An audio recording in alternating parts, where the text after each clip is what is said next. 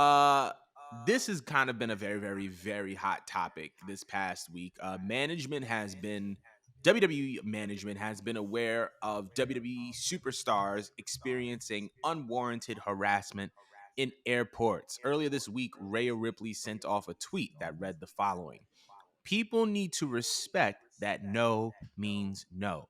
At airports, do not follow me outside. Today has put me off completely. I will not sign anything that isn't a personal photo of us anymore. Hate me. I don't care. Disagree with me. Try putting yourselves in our shoes for one bloody day. And to kind of piggyback off of this, there have been instances historically of other superstars being harassed for an autograph or picture upon landing on the side of television, or in the city of television events, premium live events. Of Sasha Banks, also known as Mercedes Monet, has talked about it. Alexa Bliss has talked about it. Mia Yim has talked about it. Not just women, but men as well. There, CM Punk kind of talked about it in his pipe bomb promo in 2011 about how people want to shove pictures in his face and sell it on eBay. But obviously there's been a history of this, and I wanted to know, how do you feel about the unwarranted harassment of WWE superstars in the airports or in places where it's not permitted? I mean, man, I understand what it's like to be starstruck, but I just feel like you also need to treat these people like they're humans. Like, they're no different than you and I. They just have a job that puts them on a platform and they make more money than you and I. But at the end of the day, they're humans, just like me and you. Would you want someone in your fucking face? I'm sorry, I'm swearing again on Go YouTube. ahead, go ahead, go Whatever. ahead. It's just that, would you want someone in your face at 3 or 4 in the morning if you just came off of an airport after like, I don't know, 9 hours or whatnot, 11 hours, whatever the case may be, and you're just in this state over here, this meeting over here, this event over here? Like, these people are restless. Like, people forget that they're still doing stuff for, like, WWE related, especially. They're still doing a whole lot, even though it's not Monday night or Friday night or Tuesday night. Like, their schedules are, I forgot how many days out the week, 300 and something days. Like, it's like clockwork for them. They're exhausted. The last thing that they want to do is be bombarded because, like, nowadays it sucks. It sucks because they already don't have their privacy thanks to social media. And it makes a lot of fans think that they're even closer and connected, which is one beautiful thing. But then some fans just like take it as like they're on our level when they're most definitely not. Like, you need to respect these people. You know what I mean? If you really care about that particular wrestler, go ahead and pay for a meet and greet or pay for one of those Zoom call things that they do where you get to meet the wrestler online and put in the investment. You know what I mean? That's how you show your love and your support. But to rush somebody, again, especially at an airport or outside of the arena and stuff like that, I feel horrible for them because people are crazy. Okay, I mean, we all saw what happened with like Sonya and Mandy, Yeah. with that strange person that located where they live and then broke into their house and put them in harm's way. We just recently discussed that. You know what I mean? And it's just like, fans are really capable of anything. I don't blame them for feeling on edge or on their toes that people are rushing them with bags. We don't know what's in the bag. It could be a weapon. You Right, know what I mean? right. Like, they're lucky enough that, yeah, they're seeing nothing but pictures and printouts and markers and Sharpies and stuff like that, but we don't know they don't know you. They just see people rushing them, like, or stalking them, and it's uncomfortable. Like, there's ways to go about it. It's just, to me, I can't fathom moving that way. Like, bro, I work security. I mentioned this in the group chat just the other day. I work security for fucking Evolution. I had my locker room. My locker room was the same locker room as the female wrestlers. I still didn't think to myself, like, let me go rush these people because I'm on the inside, I'm a guard or whatnot. I still didn't think that to myself. I was specifically told, don't speak unless you're spoken to. And I said, all right. They're like, if you want to actually speak to the people, show up extra early to your shift. And if you catch them, you may catch them or whatnot. Or maybe after the show, if you catch them, you catch them. But don't rush them. And I honor that. And I didn't speak to any wrestlers unless, like, they gave me like the clear that they wanted to hold a conversation or make eye contact or say something to me. So I just don't understand why people don't like operate that way. Like, again, they're human beings. Treat them like human beings. Mm. And it's crazy now that we're revisiting this topic. As you just said, Sasha Banks was slandered for that. She was called stuck up. She was called a bitch. She was saying that people were saying she was too good or she thought she was bigger than what she is when she addressed basically the same mirroring issue years ago. And it made her feel uncomfortable because as she put it, she's like, it's one thing if I drop my location, I tell you guys on the internet because then I'm letting you guys know this is the open door for you guys to talk to me, which is typically the arena. These people don't want to be bothered unless they're on the clock at the arena. When they're off the clock, they're just like you and I. They just want to chill. They just want to chill. Let them chill out, bro. Right. You know what I mean? It's one thing when it's like that, but in another sense, like I said, if they're not dropping their location, you guys are just stalking them out, waiting at airports for many hours, harassing them. And if they say no, by the way, take the no. Take the no. Be happy that they even gave you an answer because that were me, I would just snub you. If it was 4 a.m, I would act like I didn't see you and move around. Right. That too, I would swing. I would swing if I didn't want to lose my job. If I wasn't afraid to lose my job, I would swing too. But I'm just saying, you just take that. You know what I mean? I feel like fans are too entitled nowadays, and it must suck being a modern day wrestler. It really does. You don't have no privacy. You can't go about your life, and people for some reason just think that they because because they know where you guys are going and they know where the next show is, that it's okay to just show up in these random places. It's unfair, and I don't blame Rhea Ripley or anyone else for how they feel in this day and age with just with fans. It's just unfortunate. Like I said, if you actually support these people, just pay and show up if that's how you really feel. If you want to show that you're a supportive fan, then you would put forth the money and you wouldn't go resell them on eBay, which, by the way, that's so disrespectful. Why are you guys doing that? Why? And also, why are y'all buying it?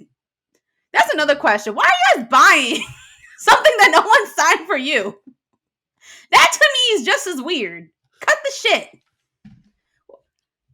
You could take it from here, Line. Jordan. I was like, you pulled off the Jade line. So first thing I want to say is I feel like the reason why people didn't take Sasha Banks's or Mercedes Monet's statement seriously when she said it, Mhm. it's because when you talk about the pro wrestling fan base being majority white or majority non-black, it is easier to attribute a black woman's complaint to it being a behavioral problem, a personal behavior problem, than it is to admit or take responsibility. Yeah.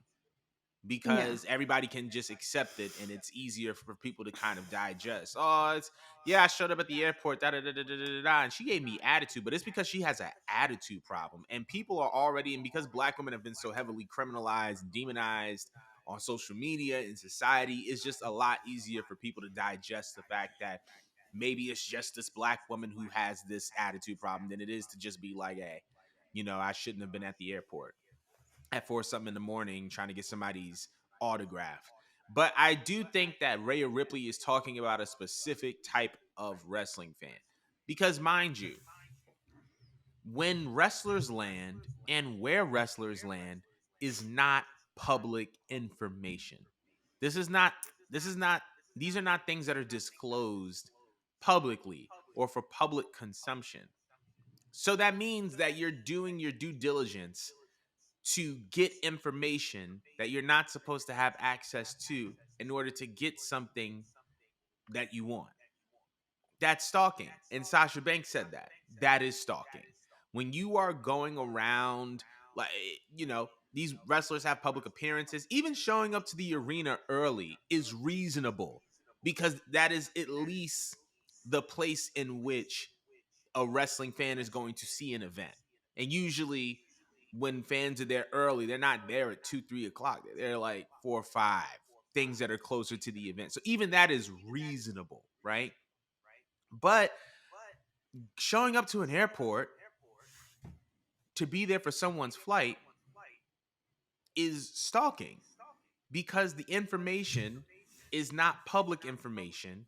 It's meant to be kept private for a reason. And like Rhea Ripley said, these wrestlers are not entitled to sign an autograph or to take a picture when they're off the clock. Because you think about it, right? If somebody reaches out to me about something regarding to photography or something regarding to video, and I'm not at my job, or I'm not doing the gig for them on set or on site, that would bother me because I'm being asked to do things that are relating to my job when I'm not working. And I'd rather use my off time to just kind of relax.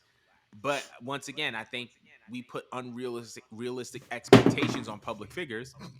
We put unrealistic expectations on public figures because we believe that they're supposed to be something to us that we're not willing to be to others. And ultimately, I just believe that it's super, super unfortunate. However, what I was also going to say is that I believe that WWE should invest into possibly private flights for their wrestlers, because the fact that this is something that CM Punk complained about a decade plus ago, and it's probably been a problem before that, tells me that there's no way that people are going to get around this. And I feel like wrestlers should be able to fly chartered flights, but then again, I think that's gonna probably just gonna be too complicated. But there needs to be some way in which WWE can get flights for superstars so that they don't have to interact with the public, because I feel like this is gonna continue to be an issue. Do you think that it's an issue because some people have families and kids and that they may take them on the ride with them, or they have like certain responsibilities they have to like own up to, and they just rather them handle on their own time, like, all right, make sure you get to this arena by a few hours before showtime. Like, I'm just trying to like clarify the question. You're saying, do you think that like they show up to the airport because like that's the only available time that they have, or Like, I feel like they probably had this discussion before. You can't sit here and tell me that like they have not went up to Vince and be like, why don't we just have one big ass jet to get everyone? You know what right? I mean? I feel like this has been a discussion, and then because certain people have families or certain obligations and stuff like that, like the vast majority, it probably wouldn't work out for, just because like they have to meet those obligations first. And Mm-hmm.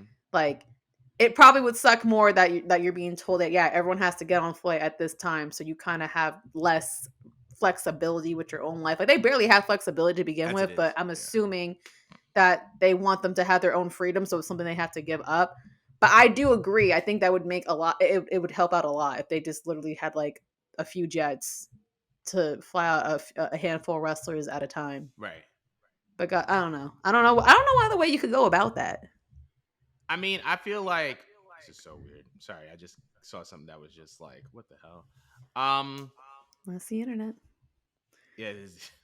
But I feel like that discussion may have had been had, but I feel like it may be a barrier, not just because of family, but because like everybody lives in different places, right? Like not everybody lives in one place, and then trying to configure a bunch of jets to come from a different places is probably, I feel like WWE just thinks it's more cost efficient to just put everybody on different flights and different planes and just send them out that way.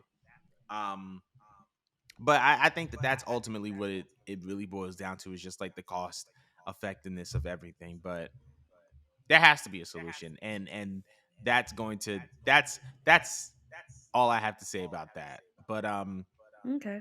But we do want to know how y'all feel about WWE superstars being harassed in the airport. Let us know in the comments below. But we're moving on, and this is going to be funny.